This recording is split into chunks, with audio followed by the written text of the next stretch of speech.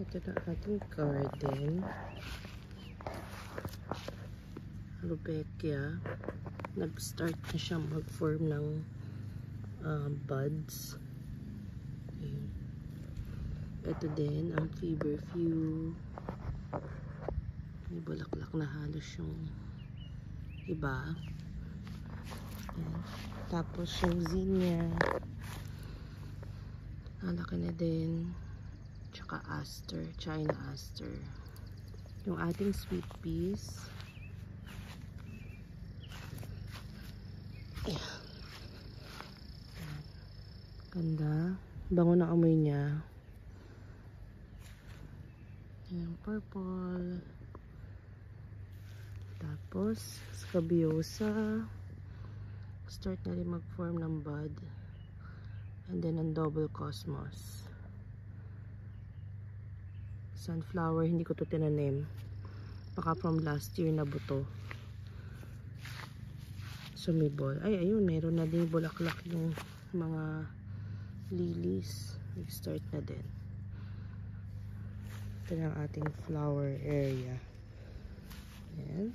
Punta tayo dito sa ating gulay. Tayo tayo.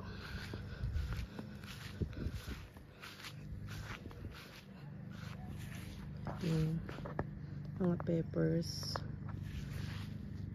Nabigyan na natin sila ng fertilizer. Ayan. Naninilaw pa yung iba. Pero nagkakaroon na kasi sila ng bagong dahon. Sana dire-diretso na. May iba madilaw nga eh. Yun. Madilaw. Bango nung sweet pea. Naamoy ko. Tapos yung ating cherry tomatoes.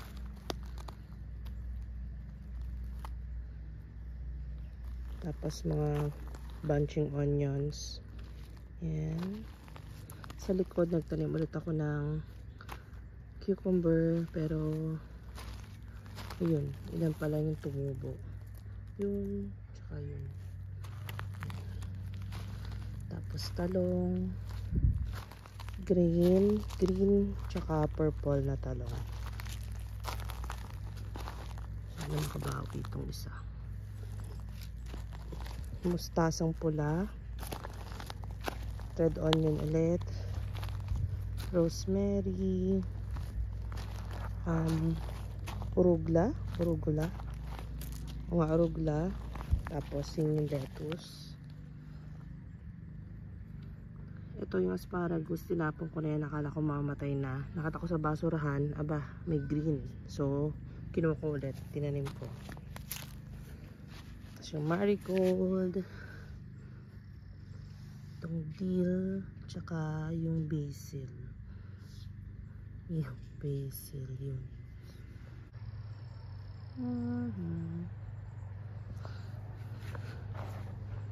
Yeah.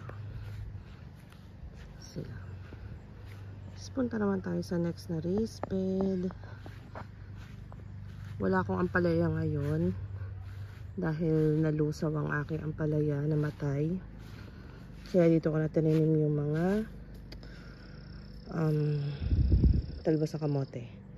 Yan. Ilan to? 1, 2, 3, 4, 5, 6, 7, 8, 9, 10. Ito yung mga galing sa tangkay. Tangkay. O nga. Tangkay nga. Tapos, ito yung pinakagaling sa laman ng kamote.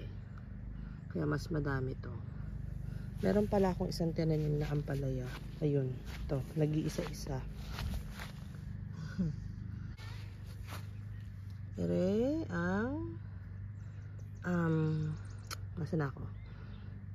Ligaw na ampalaya. Walang natubo. Pero sana naman, please. Tapos ito yung kasama nung ampalaya doon. Yun nga yung isa nga lang na nabuhay.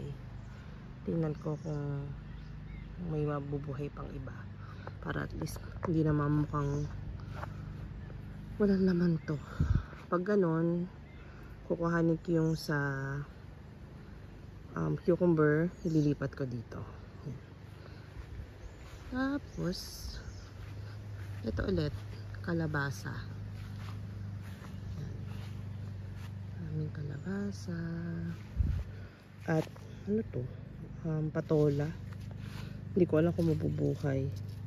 Pero so far, green pa naman siya. We'll see kung kaya niya. Pag ano, di ikot-ikot siya dyan sa taas dyan. Yan, ito aming kalabasa ulit.